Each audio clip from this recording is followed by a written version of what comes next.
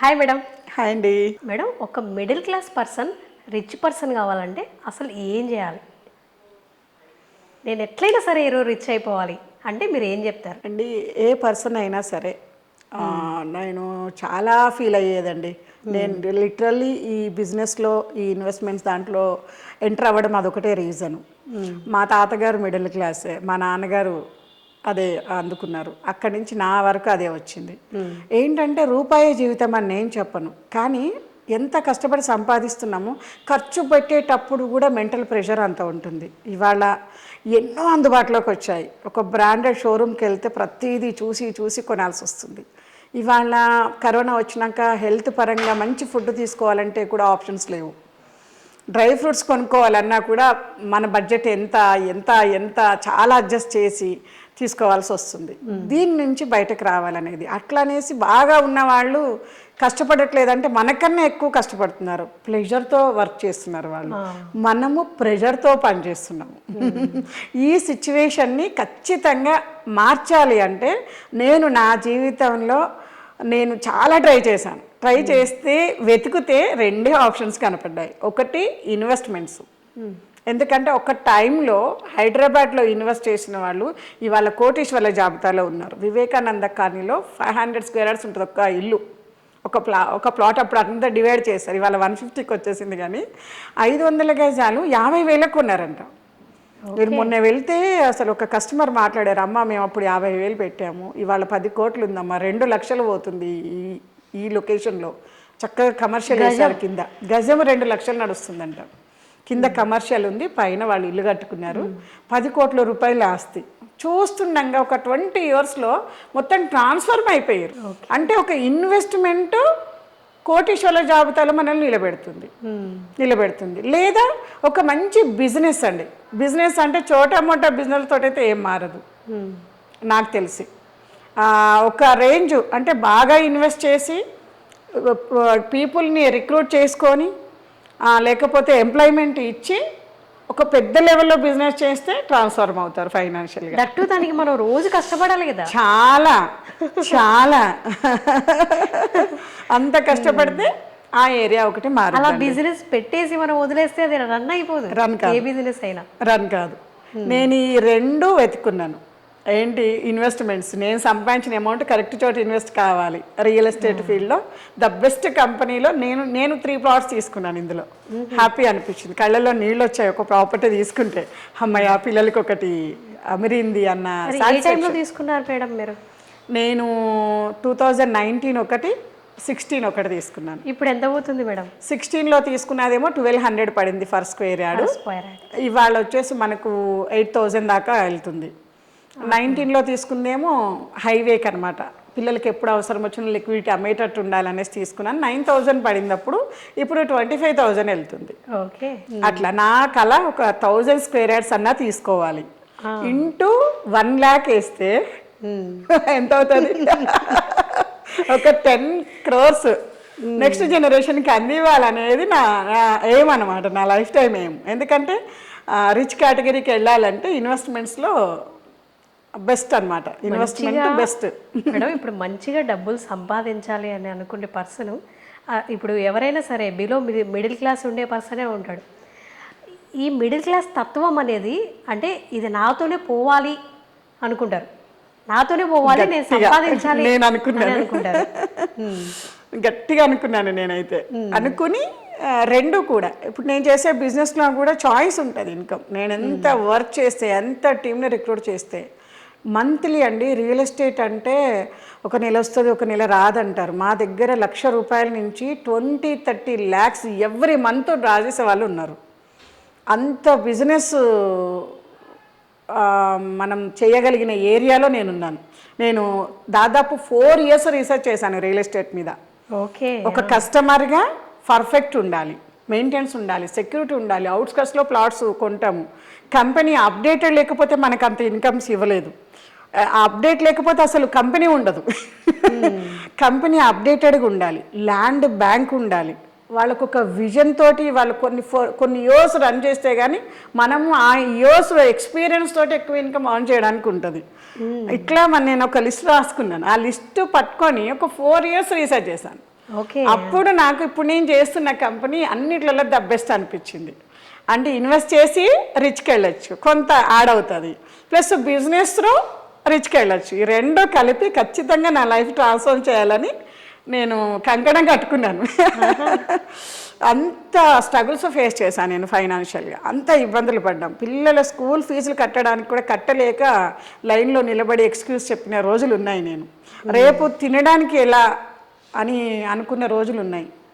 అటువంటి స్థాయి నుంచి ఆ మొండితనం వచ్చింది. ఇవాళ నేను ఇక్కడ ఇంటర్వ్యూస్కి రావడం కానీ, నేను యూట్యూబ్ ఛానల్స్లో మాట్లాడడం కానీ, పబ్లిక్ దగ్గరికి వెళ్ళడం కానీ రెండే రీజన్స్ అండి.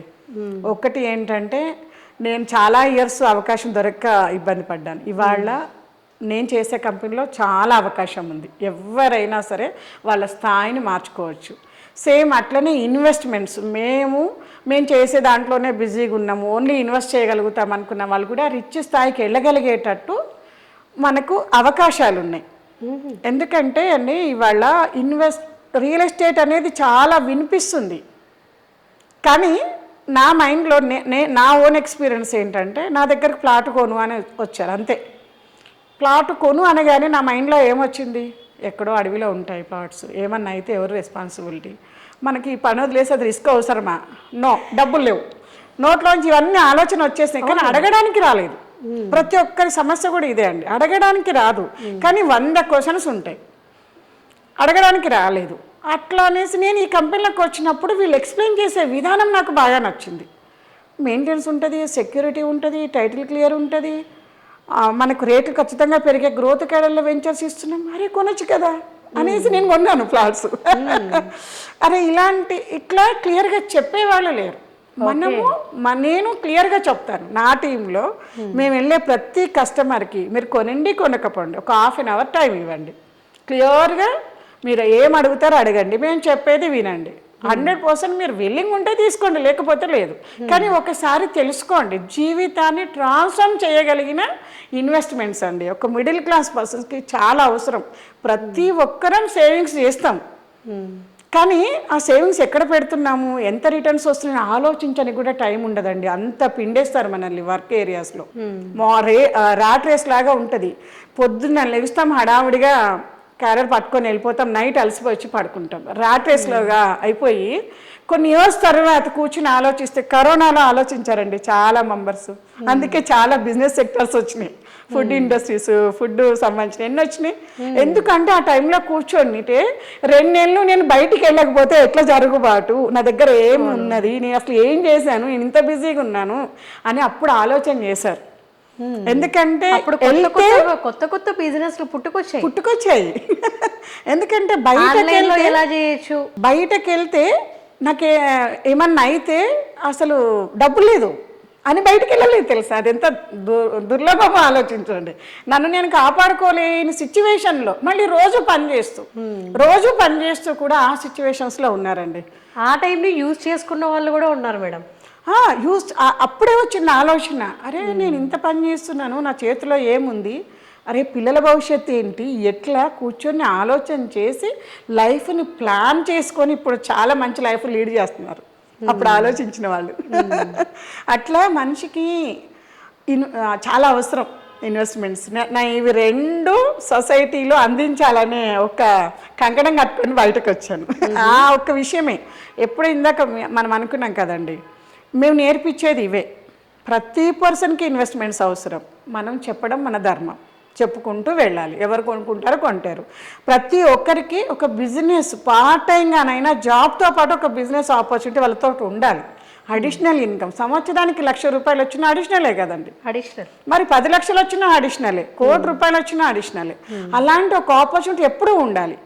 మనం ఏ బిజినెస్లోకి ఎంటర్ అయినా ఎంత ఇన్వెస్ట్ చేస్తామని అడుగుతారు, రియల్ ఎస్టేట్లో మాత్రం ఎవరు ఎంత ఇన్వెస్ట్ చేస్తామని అడగరు. కాబట్టి ఈ 2 ప్రతి ఒక్కరికి అందించాలి అనేది నేను వెళ్తే, ఏ ఇంటికి వెళ్ళి కూర్చున్నా కూడా, ఎవరితో మాట్లాడినా కూడా ఈ 2 విషయాలు క్లియర్గా ఎక్స్ప్లెయిన్ చేస్తాను. సెకండ్ సోర్స్ ఇంపార్టెంట్ అండి, చాలా అవసరం. అవకాశము 2-3 అవర్స్ ఖచ్చితంగా ప్రతి ఒక్కరి చేతిలో ఉంటుంది టైం. హ్యాపీగా మళ్ళీ ఎవరితో మాట్లాడతాము, ఫ్రెండ్స్, కొలీగ్స్, రిలేషన్స్, హ్యాపీగా కన్వర్జేషన్ చక్కగా మాట్లాడొచ్చు. దట్టు మన ఆడవాళ్ళకి బాగా గాసిప్లో ఆడ ఈడ మాట్లాడేది ఎక్కువగా ఉంటుంది కదా మేడం. అట్లాంటి వాళ్ళు ఇది మాట్లాడతాం, మాట్లాడేది ఏదో ఇది మాట్లాడితే మనకు బిజినెస్ కూడా జరుగుతుంది కదా. చాలా అండి. క్లియర్గా చెప్పే వాళ్ళు లేక భయంతో ఈ రోజు కూడా ఇన్వెస్ట్ చేయని వాళ్ళు చాలా మంది ఉన్నారు. 60% ఉన్నారండి భయం ప్లాట్స్ అంటే. ఎందుకంటే తెలిసిన వాళ్ళు ఇంటికి వచ్చి కూర్చొని ఇది పర్ఫెక్ట్ అని చెప్పేవాళ్ళు లేరు. ఎంతసేపు ఫోన్లో ప్లాట్ కొంటారా, బ్రోచర్ ఇచ్చి ప్లాట్ కొంటారా అని అడిగేవాళ్ళే ఎక్కువ ఉన్నారు. అట్లా కాకుండా మనం ఎవరి గ్రోత్ అయితే కోరుకుంటున్నామో వాళ్ళకే చెప్పాలా, ఫస్ట్ వాళ్ళకి ఇప్పించాలి ప్లాట్స్. నేను అట్లే మా ఫ్రెండ్స్లో ఇప్పించాను. మా ఫ్రెండ్స్తో కలిసే బిజినెస్ చేస్తున్నాను. చాలా ఎంజాయ్ చేస్తున్నాం వాళ్ళు. అంటే మీ ద్వారా మీ ఫ్రెండ్స్ కావచ్చు, మీ రిలేటివ్స్ కావచ్చు, మీ సర్కిల్లో ఉండేవాళ్ళు ఒక 4 years బ్యాక్ 5 years బ్యాక్ కొనేసి ఉండారు మీ మాటలు వినేసి. ఇప్పుడు రేట్స్ మంచిగా పెరిగి ఉంటాయి. ఇప్పుడు వాళ్ళ హ్యాపీనెస్కి అందులో ఉండవా? చాలా హ్యాపీగా ఉన్నారండి, చాలా ధైర్యంగా ఉన్నారు. ఎందుకంటే ఎప్పుడు ఏదైనా సిచ్యువేషన్ మారితే వచ్చే ఆదాయం ఆగితే ఏంటి పరిస్థితి అని భయపడి చచ్చిపోతుంటాం. నేను చాలా టెన్షన్ పడ్డాను. ఎప్పుడు రోడ్డు మీద తిరుగుతుంటాం, ఏమన్నా అయితే నెక్స్ట్ పిల్లల పరిస్థితి ఏంటి, హెల్త్ ఎప్పుడు ఒక బర్డెన్గా చాలా హార్డ్ వర్క్ చేసేదాన్ని. ఏమన్నా అయితే అంటే నేను బాగుండంగానే పిల్లలకు ఒక మంచి సెక్యూర్ ఇవ్వాలి అనేది ఒక భయమో బాధ వెంటాడేది నన్ను. ప్రతి ఒక్కరు కూడా ఇది ఫేస్ చేస్తున్నారండి. కానీ ఆలోచించని కూడా భయపడతారు. అందరి మనసుల్లో లోపల ఎక్కడో ఒక చిప్పు ఉంటుంది ఇది. కానీ దాని మీద కూర్చుంటే ఒక రకమైన భయం వచ్చేస్తుంది కాబట్టి దాని మీద కూర్చోరు. కానీ ప్రతి ఒక్కరికి కూడా ఇది అనేది అవసరం అండి. ఒక బిజినెస్ ఆపర్చునిటీ, ఒక ఇన్వెస్ట్మెంట్ అట్లీస్ట్ అది చాలా ధైర్యాన్ని ఇస్తుంది మనిషికి. ఏ అవసరం వచ్చినా, ఏ ఇబ్బంది వచ్చినా, ఏ ప్లెజర్కైనా, పిల్లలు ఫారెన్ పంపించాలన్నా, మంచి ఎడ్యుకేషన్ చేయాలన్నా, మంచి పెళ్ళి మంచిగా చేయాలన్నా కూడా ఒక ప్రాపర్టీ అనేది అవసరం. చాలా ధైర్యాన్ని ఇస్తుంది. 50% అండి. నేను రియల్ ఎస్టేట్ ఫీల్డ్లో ఉంటూ నేను ఒక 4-5 years తీసుకోలేకపోయాను ల్యాండ్. ఆ డాక్యుమెంట్ తీసుకుంటుంటే కళ్ళల్లో నీళ్ళు దుంకాయి. నాకు అనిపిస్తుంది, అరే నేను ఎట్లయితే ఫీల్ అయ్యాను, నేను ఒక మంచిగా మాట్లాడతాను, ఒక సొసైటీలో ఒక మంచి స్థాయిలో ఉన్నాను, ఇన్ని ఉన్న నాకు అసెట్ మీద అంత ప్రాణం ఉండదు. దాన్ని తీసుకుంటే అంత ఒక ఫుల్ఫిల్నెస్ వచ్చేసింది. ప్రతి ఒక్కరు ఆ ఫుల్ఫిల్నెస్ ఎక్స్పెక్ట్ చేస్తారు. ఎందుకంటే అది చాలా ధైర్యం ఇస్తుంది. తక్కువ రేట్లు అంటే ఇప్పుడే పాసిబిలిటీస్ ఉన్నాయి. ఇట్లా తక్కువ రేట్లు అనేసి ఎక్కడో ఫామ్ ల్యాండ్స్ మాత్రం ఎక్కడో కొనకండి. ఇది చాలా, అది ఎన్నాళ్ళకి చేతికి వస్తుందో తెలియదు. ఎకరాలలో ఒక లైఫ్ స్టైల్ లీడ్ చేయాలనుకునే వాళ్ళు కొనుక్కుంటే వాళ్ళు ఆ సెక్యూరిటీ మెయింటైన్ చేయగలుగుతారు, దాన్ని డెవలప్ చేయగలుగుతారు, అక్కడ పర్సన్స్ పెట్టగలుగుతారు. అట్లాంటి వాళ్ళు ఓకే. కానీ నా దగ్గర ఒక 4 లక్షలు 3 లక్షలే ఉన్నాయి, నేను వెళ్ళి ఎక్కడో 400 గజాలు ఒక 200-300 కిలోమీటర్లు వెళ్ళి కొంటాను అనేది మాత్రం రాంగ్ అండి. ఎందుకంటే అది డెవలప్ అవ్వడానికి 30 years 40 years పడుతుంది. ఆ లోపు అక్కడ లోకల్ ఉన్న వాళ్ళు ఎలా ఉంటారు, అవి మరి గ్రామ పంచాయతీ లేఅవుట్స్లో కూడా కరెక్ట్ పర్మిషన్స్ లేవు. ఇప్పుడు ఫామ్ ల్యాండ్ కింద పాస్బుక్ ఇస్తున్నారు, మరి వెళ్ళి వ్యవసాయం చేయలేము. అట్లానే వదిలేస్తే చుట్టుపక్కల ఊరుకుంటారా, ఇటు గట్టి తీస్తారు అటు గట్టి వేస్తారు. ఇబ్బందులు ఉన్నాయి. అయితే ఎప్పుడైనా అప్రూవల్ కరెక్ట్గా ఉండి, లీగల్గా కరెక్ట్గా ఉండి, ఎంతో కొంత కష్టపడి ఉన్న దాంట్లో కొంచెం బెటర్ కొనుక్కుంటేనే బెస్ట్. అప్రూవల్ ఉన్న ప్లాట్లు కొనుక్కుంటేనే బెస్ట్. అట్లీస్ట్ 15 lakhsలో ఇప్పుడు అందుబాటులో ఉన్నాయి, తీసుకోవచ్చు. 15 lakhs అంటే ఇప్పుడు ఇంట్లో 2-3 సంపాదిస్తున్నారు. ప్రతి ఇంట్లో 2-3 సంపాదిస్తున్నారు. పిల్లలు చాలా ఫాస్ట్గా చేతికి అందిస్తున్నారు. చదువు అయిపోగానే ఏదో ఒక జాబ్లో జాయిన్ అవుతున్నారు. అట్లా కొంచెం సేవింగ్స్ మీద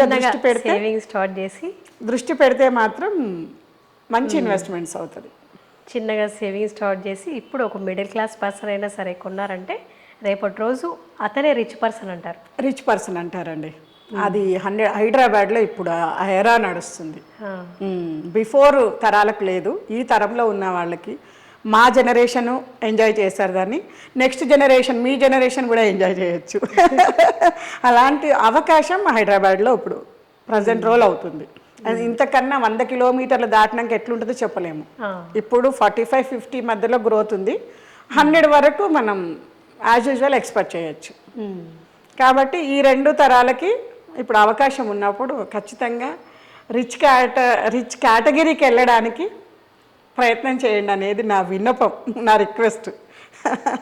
ఎందుకంటే రూపాయి జీవితం కాదు కానీ దాని ప్రతి నిమిషము ఆలోచిస్తూ ఖర్చు పెట్టడం చాలా నరకం అండి. నేను అది ఫేస్ చేసి ఇందులోంచి ఎట్లయినా బయటకు రావాలని నేను ఈ సెక్టార్స్ ఎంచుకున్నాను. ఎక్స్పీరియన్స్ నుంచి వచ్చింది మీకు. చాలా. Thank you madam, thank you so much. Welcome అండి.